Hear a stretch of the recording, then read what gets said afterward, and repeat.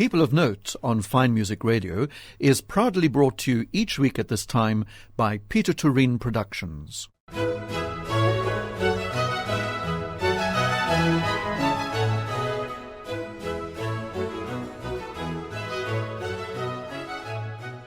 This is Rodney Trudgeon welcoming you to this week's edition of People of Note here on Fine Music Radio.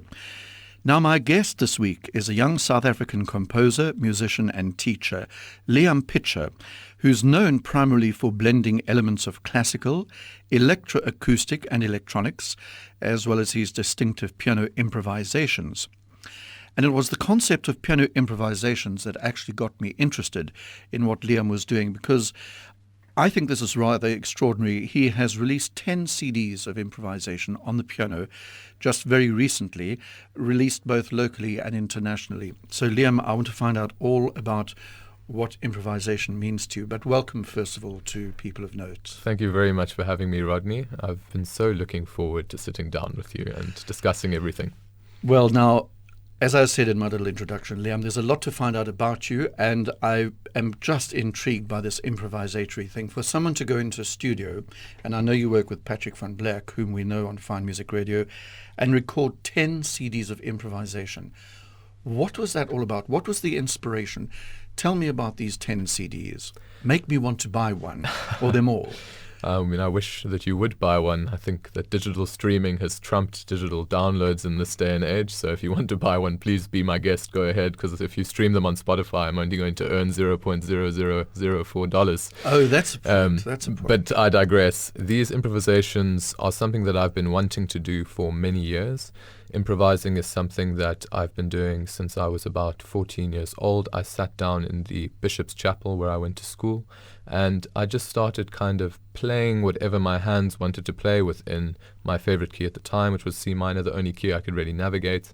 And this kind of free letting go of the hands is how it all began. And I started doing this daily. I would go to the church, and for hours at a time, I would just sit and improvise. And years down the line, after having studied music theory and music composition with Hendrik Hofmeyr at UCT, I started incorporating the principles of composition, the principles of theory into the improvisation, started developing them. And really what I wanted to be able to do was to play something immediately that sounded like a real piece of music, something that had been written. Now, I don't know if I fully achieved that in all of the improvisations just yet, but certainly in some of them.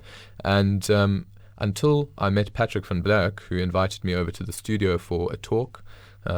They had a beautiful Kawai piano there, and it was not in such great shape, but I said, look, Patrick, if you fix this piano up, I would be happy to, strike a deal with you regarding recording here, etc. And lo and behold, within a week, he actually got hold of me and said, the piano's ready for you. And finally, I had a place to record these improvisations that I'd worked hard for many, many years on. At this point, really 11 years I'd been practicing improvising. And so I really wanted to, take full advantage of the situation. And so I, for a period of about 6 months, came in once a week for a period of 4 hours, and I just improvised full on 4 hours straight. And then we chose the best from each session. And they were all mixed and mastered at Capetonians Sound Studios, which was such a pleasure. One of the things that bewilders me is that the very nature of improvisation means you might not be able to do the same thing again. Is that right? So the CDs that you have released, what you've done now, are you able to perform them in public, or are they spontaneous? They're down now for posterity. But how do you repeat an improvisation? There are artists such as Esther Ston, for example, on the guitar, who improvise a piece, and when they play it at different places, it sounds slightly different, although there are elements that are recurring. So I think that I could reach a certain level of reproduction with the improvisations, especially because I've listened to them many hundreds of times now. But I would probably be able to reach some level, of repetition, but certainly not exactly or precisely. Okay. And improvisation, you often think, is improvising on a theme, like a cadenza in a concerto, for example. Where do you set out with your improvisation? I loved what you said about your hands being free, wandering across a keyboard and sort of doing what they want to. But there must surely be some form of structure in your mind. Do you take a theme and improvise on it, or is that simplifying it too much? There have been times where I've taken existing themes and improvised on them. My piece Energy, for example, which is in the 5th volume, it finishes the 5th volume, there is a theme that I enjoyed from the Gorillaz, funny enough, when I was very young. I used to listen to their music a lot. And I threw that theme into this jazz prelude improvisation, and I improvised around it.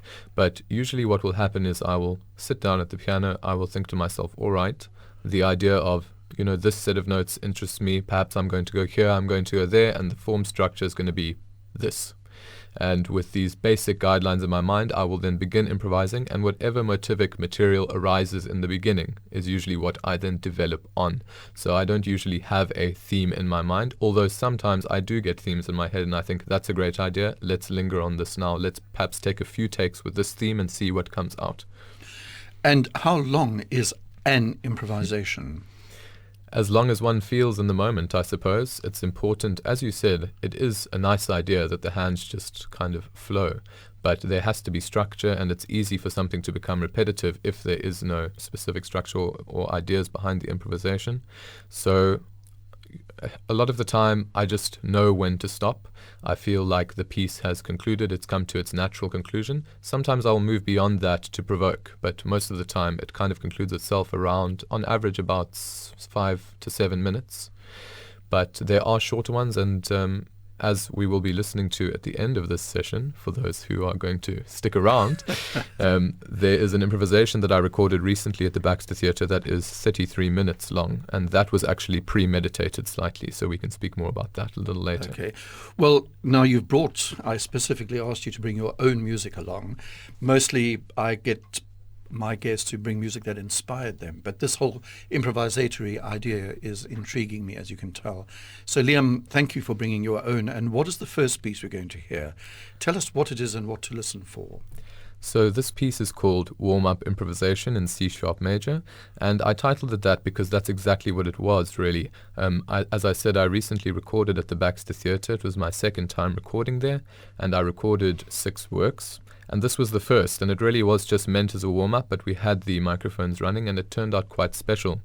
And you may hear some interesting harmonic progressions in this piece that you're not so used to, as well as some very memorable themes and the development of those themes.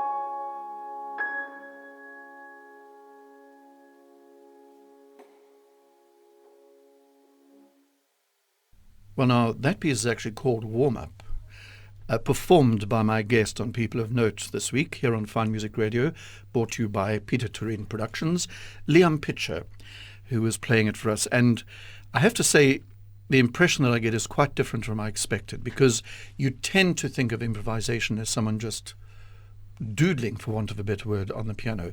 But there was definitely almost a narrative there, harmonically and everything else, where it's going somewhere. It's not just sort of background music. Am I saying the right thing? Because I see you smiling. Yes, you definitely are, and I'm pleased that you picked up on that. Because, as I said before, I really am trying to make these pieces, even more so now in this session, which was recorded after the 10 albums, trying to make these pieces sound like pre-written compositions where I can. Do you ever write anything down, talking about pre-written compositions? Do you ever write anything down, or is it all flowing through you? With the improvisations, I actually have notated some after having played them, but I haven't done that for any in the 10 volumes, only prior improvisations. And I do compose instrumental music as well, and the next piece that we'll be listening to in a few minutes will actually be a pre-written composition played by me at the Baxter Theatre, funny enough, in the first recording session there. But yes, that is a pre-written composition, and I think it's going to be interesting to hear the difference. Okay. But the other thing you mentioned just before the music, the word jazz came up. And you do associate improvisation a lot with jazz. Jazz musicians seem to have almost perfected the art of improvisation. And if it's not there, it doesn't seem to be a great piece. So are there jazz influences as well in what you do? There aren't actually many jazz influences in what I do, interestingly enough. I really wanted to set myself apart by improvising in the classical style, something that seems to be lost. You do get fantastic improvisers who will improvise a fugue on a theme in the style of Bach, or who can improvise in the style of Mozart, but I seldom hear something truly unique in classical improvisation, and that's something that I wanted to set me apart from other people. There are those famous stories, aren't there, of Beethoven having improvisation sessions in Vienna and even competitions with someone else, because that, if I remember, was all improvised. Beethoven would improvise, as would someone else, and that sort of is what you're talking about, classical improvisation, but that is unique to you. Yes, and of course we are in the contemporary age of classical music. Much has happened in the past 1,000 years, with many, many styles and influences having emerged. So I think what Beethoven was improvising is definitely going to be slightly different to what I am today, although there are people who might improvise in the style of Beethoven. And I think it should be a prerequisite to improvising that you should practice to improvise in the style of any composer, and someone who is unparalleled at that is my teacher, Rodney Trudgeon. He's, an absolute master at it. He will say, sing a theme, and all of a sudden he'll just improvise a fugue on it, or improvise a piece in the style of Mozart or Beethoven, even Scriabin. He's so diverse, it's incredible. You actually were very complimentary about Roger Dutoit, whom we know very well on the station, obviously, as a musician, as an organist. But you said to me in a discussion we had, a meeting about this interview, that when you went to him, he kind of unlocked something for you, piano playing. Are you able to explain that? Yes, so I had been learning the piano since I was 10 years old, before I met Rocher, and I never felt that I could control the sound that I had at the piano. I could sometimes get a nice sound by accident, but for the most part I couldn't consistently reproduce what I wanted to express, until he took me right back, and we literally went back to C major, one finger at a time. He showed me how to sit down properly. That was the first lesson, 45 minutes. And for the past of how to sit, we didn't touch the keys. It was that specific. And I'm telling you, I had severe middle back pain when I would sit at the piano for just 15 minutes. And after that singular lesson, I can sit for 6 hours and not get sore. People often marvel at how I can just play for hours without even getting up. And it's because there is actually a method to how to sit at the piano, and many teachers had attempted to show me that before, and unfortunately they couldn't fix the problems that I had, although it might work for some other people. But this method seems to have worked for all my students as well, which is great. And yes, he just trained a technique that allowed me to have control over the sound, and I'm still with him and still learning, and it's wonderful to be improving on a weekly basis. Does he encourage your improvisatory skills and interest? Rocher believes that improvisation improvisation is something that you're just a born genius at and that you can't learn. I'm quite fond of trying to prove him wrong in that respect, but he's been encouraging in very kind of hard ways, as a teacher is. For example, I posted an improvisation recently. It was a scherzo on Facebook, and he saw it, and I sat down in my lesson, and he just absolutely ripped me to shreds about it. He said, "You can't just post this and do this and this and this, and your finger is sticking out like this, people will think you play like this." I mean, he's that specific, and he has such a love for the art. He said that when he first came to South Africa, he played in a recital, and Lamar Krausen, the great South African-American pianist, was there, and he saw him play, and Rocher played the great repertoire. He played his own compositions, and he improvised all in the same recital, and he said that's what the great performers did, and that's an art that has become lost, and it really has inspired me. And so I constantly just strive to try and be my best for his sake. It's interesting also that you say sound, because, I think a lot of people who listen to piano music concentrate on technique, which obviously has to be superb, because if you want to play the great repertoire of Rachmaninoff and Liszt, but sound is something magical, isn't it, and special, and you're saying that Rocher helped you with that. He did, because what I didn't realize before was that technique and musicality cannot be separated. In order to produce a certain sound, you need to move in a certain way deliberately. 100% of the time you need to be able to reproduce a consistent action. And when your arms are just freely flapping all over the place, you cannot do that. And so he has been teaching me gradually these deliberate actions that have been well documented over many years, most of which come from the teachings of Tobias Maté, of which Rocher was a student of two students of Maté, as well as many other prolific pianists and chamber music composers, etc. I have an urge to hear another piece now. You've got me intrigued. What is the next piece you've chosen for us? So this piece is my Aeolian Dance. It's my first prelude, Opus 2, number 1. And this is a piece that actually began in Hendrik Hofmeyer's composition class. We were asked to write 7 aphorisms on the white keys of the piano, and at first it was quite plain because of this, but the theme was very beautiful. So later on I revisited it. I kept the name the Aeolian Dance, which does refer to the white keys of the piano only. However, I have now since added chromatic notes or black keys as well to make it more harmonically interesting.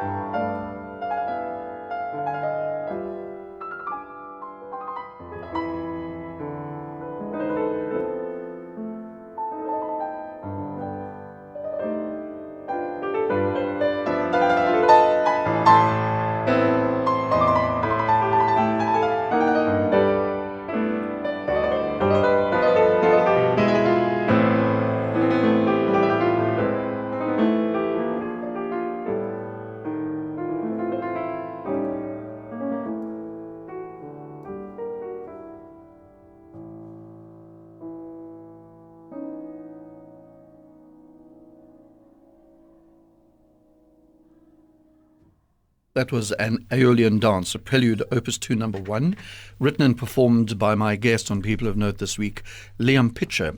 And we're talking about improvisation, and Liam has recently recorded 10 CDs of his improvisations, which have just been released and are available to be downloaded. But more details of that later.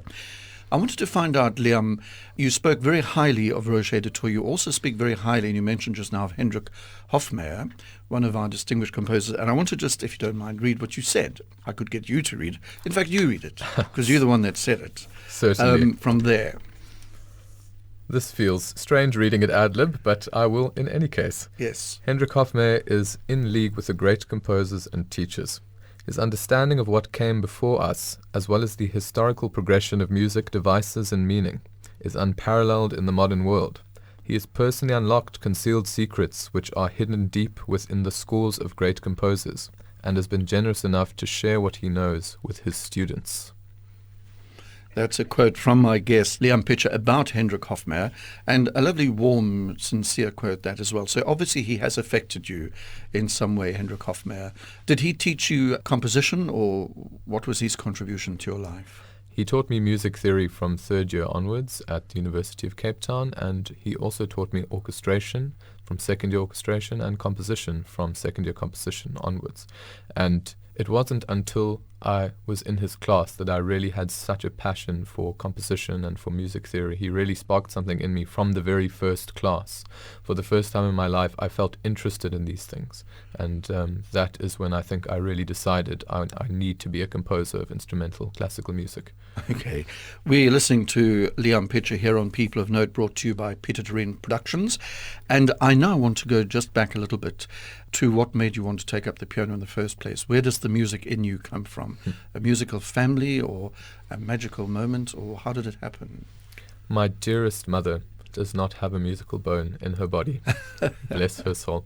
My father actually plays as the lead vocalist and guitarist in a band called Cheap Thrills. If you want to check them out, I'm sure he'll be very pleased that I've mentioned that. My late grandfather was a great lover of classical music, and he always nurtured me as a pianist, and he nurtured my love of music. There would always be some of the great melodies, Chopin or Liszt or Beethoven, whatever it may have been, playing when we went to visit him. And we lived with him for some time when I was younger, so I was always exposed to classical music. But as a pianist, it all began when my parents bought this little MIDI keyboard that they put in the garage of our home. And this MIDI keyboard would play preset songs, and the keys would light up when the songs played.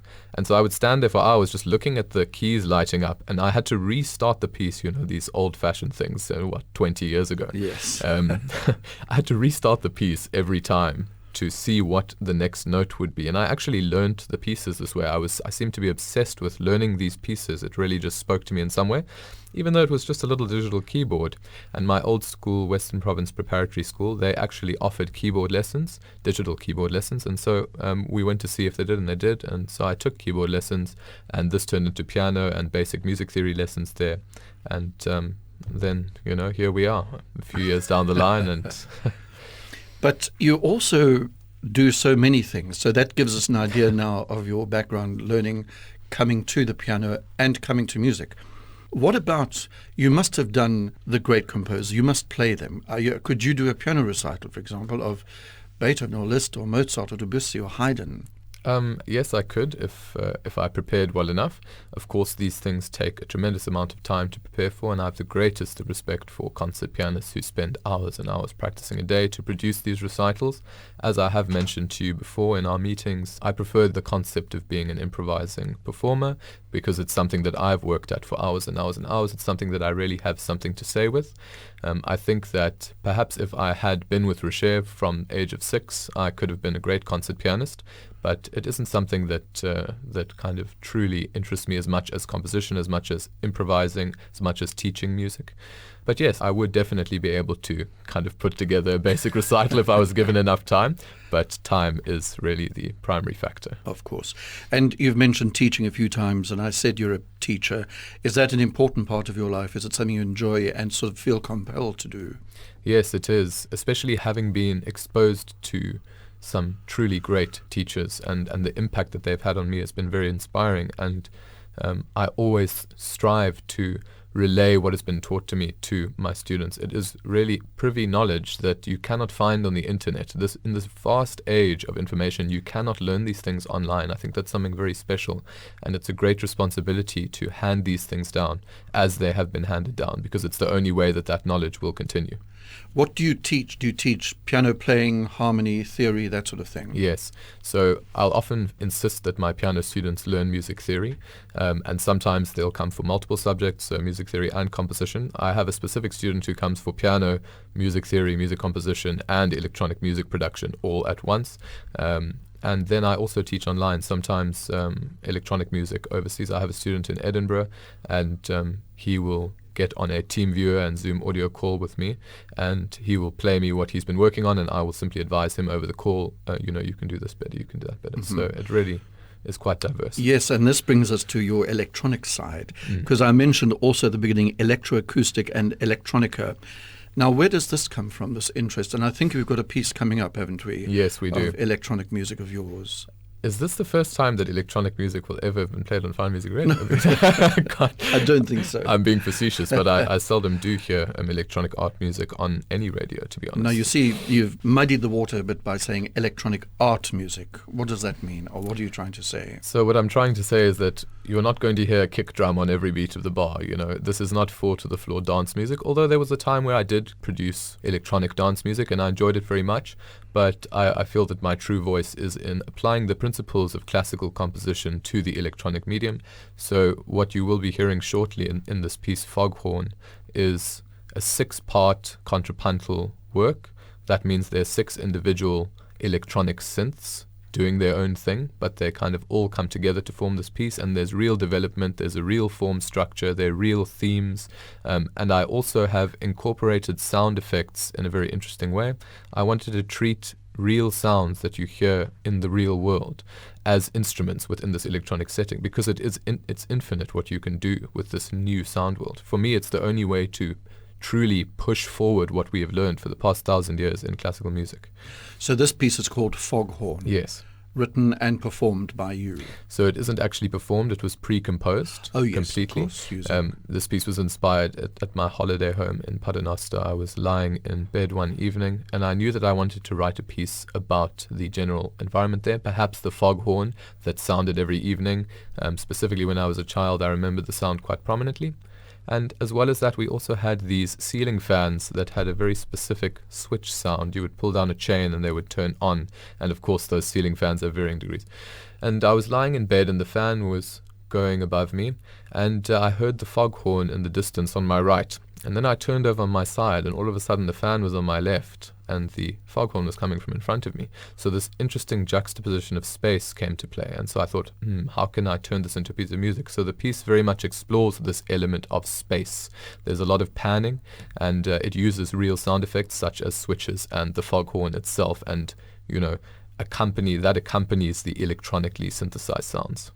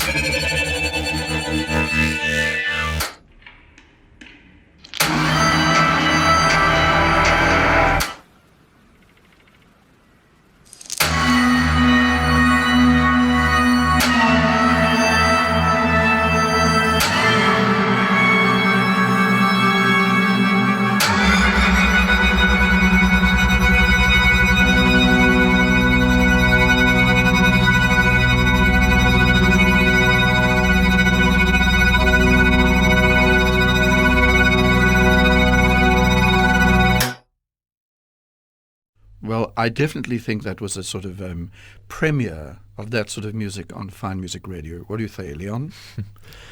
As I said, I certainly haven't heard anything like it on Fine Music Radio. In fact, I haven't quite heard anything like it in existence, to be honest. There are other electronic art music works, but because of the great, almost limitless diversity of the electronic medium, the electronic art music works that do exist tend to be quite different and quite unique to each composer. And I do feel that this piece is very much me. And as you said, there's so much you can do these days. I mean, you did use the switch idea very prominently during that piece, didn't you, to change mood? Yes, indeed. That is exactly what it did. Just as it changes the degrees of speed of the rotating fan and switches it on and off, switches the light on and off, so the switch acts as the catalyst in this piece to change, to jump ahead in time, to go back in time, etc. My guest on People of Note this week is a young South African composer, musician and teacher, Liam Pitcher, who has just released 10 CDs of his improvisations with Patrick van Black as the producer, I think. And our program is brought to you the compliments of Peter Terrine Productions. You know, there's a list here of musical occupations and skills which you have. And I'm intrigued that film music appears there. Have you delved into film music? I have. I've never written a full feature film-length soundtrack. I have done the sound design for short films, specifically a film that actually premiered at the Nantucket Film Festival last year. That was quite an achievement for me. And I produce pieces for short promotional videos and documentaries, primarily just to earn a living. It's a different type of music, you know. It's not as expressive. I just try to give the directors exactly what they want and they need. And because I have studied music and have been producing electronic music for some time, it's quite easy for me to do that. But you also include here things like mixing and mastering. Is that something, a skill which you also have and which you need to use, I suppose, with things like electronic music? Yes, I think it's a very important skill to be able to do. A lot of people rely on others to master their music and mix it down, and then you're relying on that person's interpretation, especially when you're dealing with complex music that has hundreds of individual track lanes, you know, hundreds of sounds that come together to form the work. It can become an absolute headache for someone who doesn't understand you or your vision to mix these things down and to master them. So after having terrible experiences, even with Abbey Road, mastering my electronic dance music, I just thought I need to be able to do this myself. And so it's something I've worked at for many years, and it's also something that earns me a decent living on the side. And talking about something different, am I right in saying that you told me you were a club DJ at one stage? Is Yes. this your dark past? Dark past indeed. I actually, on the album that Foghorn is on, there's a piece called Jarum Black. Now, Jarum Black is a type of black cigarette. The paper of the cigarette is black. It's made with mushrooms. And I used to smoke them back in nightclubs when I was 14, 15, 16 years old. When I was DJing there and getting up to all sorts of mischief, the piece very much is about the ego state, you know, more than the philosophical child state, which the other pieces try to explore. Very reflective on that. So yes, I was in clubs DJing from age 14 or so onwards, and got up to all sorts of mischief indeed. Well, we won't go there as much as I'm sure many people would like me to. But the other thing I want to ask you about is your interest in percussion. Apparently you mean-handed a drum kit and percussion. Why is that part of your life? So when I first went to Bishop's, they didn't actually offer the keyboard as an instrument. And so I had to choose something else because I was not at that stage grade 1 piano level, believe it or not. And I chose the flute at first, did that for about half a year. At the time, I really hated it. Now I love the sound of the flute. I actually am quite sad that I gave it up. But I digress. I then took up percussion and reduced that to drum kit after about 2 years. And eventually they did let me study the piano at Bishop's, but that's a whole nother story. But what did you do with the drum kit? In what way did you use your skill on a drum kit? So I've played some live concerts where I integrate electronic music. For example, I'll play with a DJ. They will play a DJ set and I will improvise on my keyboard to custom-mapped synths that I've created, as well as on 10 or so percussion instruments that I bring to the concert. I've done 2 such concerts at Cafe Rue, the old Cafe Rue in town that is now closed down. And that went very well. It was very interesting. We've actually got that the second session is going to be released soon. Okay. And so is this continuing in your life, the drum kit, the percussion side? Not as much. I don't practice it nearly as much as I practice the piano, for example. I don't own a drum kit anymore. It was just too loud. I suppose I could have gotten pads, but my kit just wasn't good enough, and it's a very expensive business to buy a decent kit, and to keep it up. My passion lies in piano playing primarily, although I will always be able to play the drum kit. I'll always be able to play my percussion instruments, and I like incorporating that into my live performances where I can, and I hope that at one point I will have a live looping kit, and that's when the improvisation will expand beyond just the piano. I really want to bring these real sounds into live looping. I want to bring my percussion in, bring the voice in, and bring the piano, and just create something quite special. Oh, that's interesting. It's the first time you mentioned voice. Is that something that you're keen on to integrate? Yes, into my own performances. I wouldn't say that I'm too keen on being a professional singer, not by any means, although I do sing in the Grote Kerk Kamerata at the NG Kerk in town, in Parliament Street. And Richer has taught his choir the bel canto singing style, and it really is incredible how my voice has transformed since then. My goodness. Okay, Liam, let's have another piece of music. I'm all intrigued. I think this is another improvisation coming up. Yes, we've come full circle, it seems. Yes. This is a fantasy improvisation in F minor that was, again, done at the Baxter Theatre, the same as the first piece that we heard. And at this point, we had warmed up, of course. And I think that it is one of my more preferable, to me at least, one of my more preferable improvisations. It's quite beautiful, and it's very neo-romantic.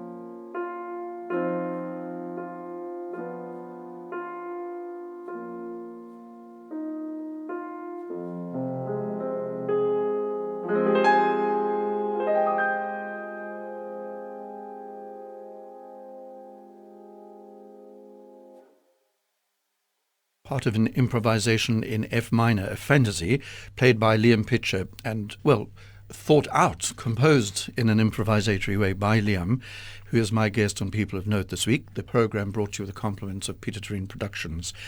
Just listening to that, you said neo-romantic, made me think that people who are listening to this may actually want to get hold of them. And you said it's going to be able to be downloaded.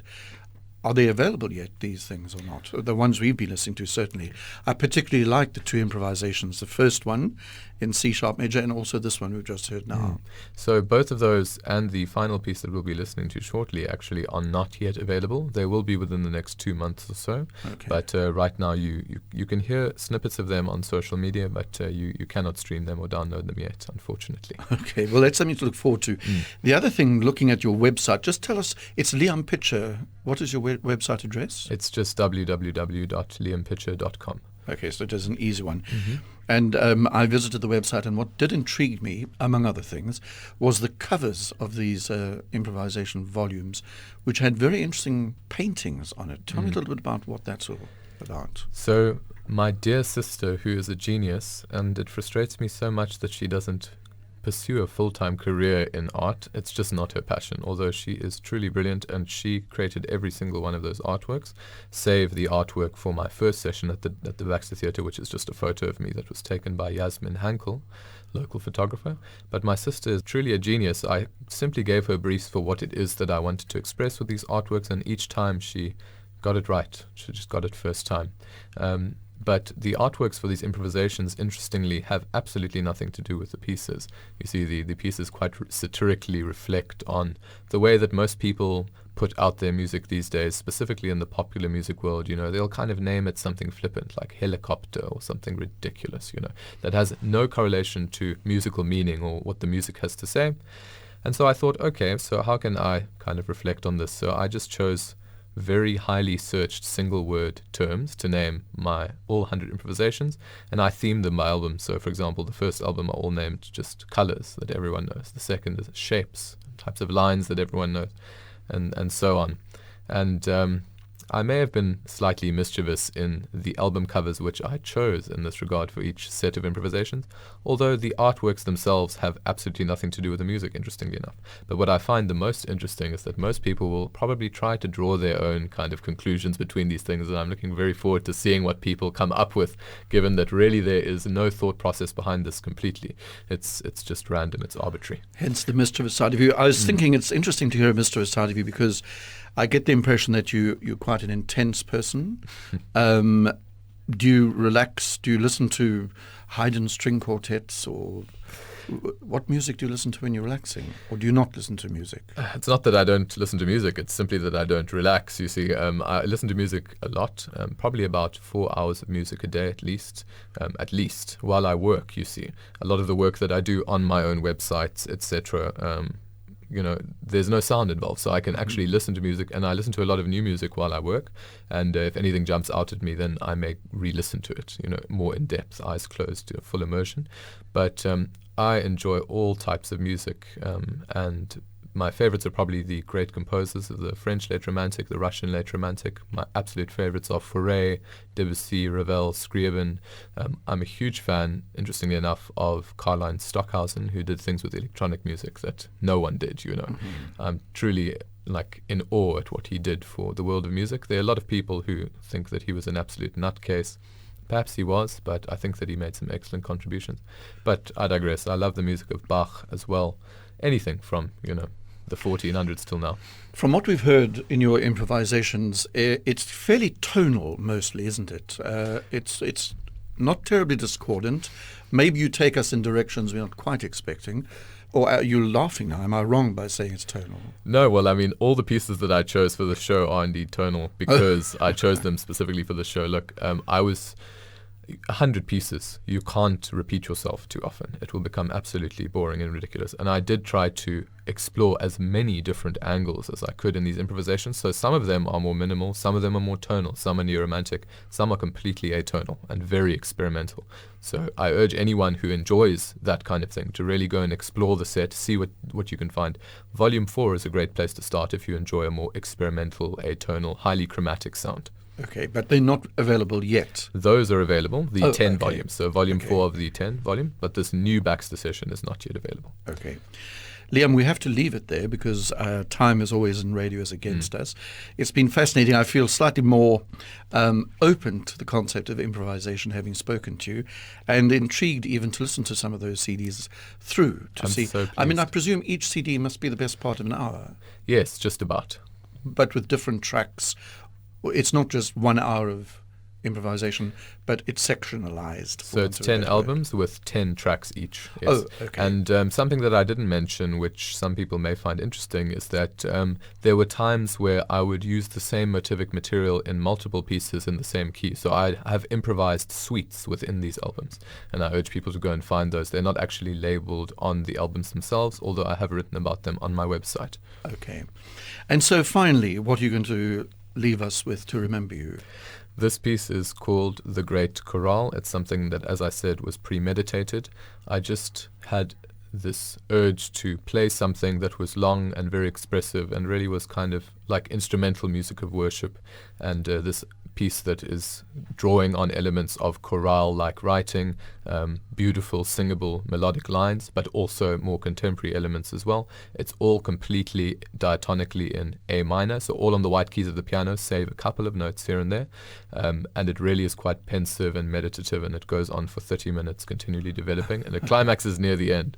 But this is going to be a YouTube exclusive, so this is the only premiere that we will hear of this on radio or anywhere else.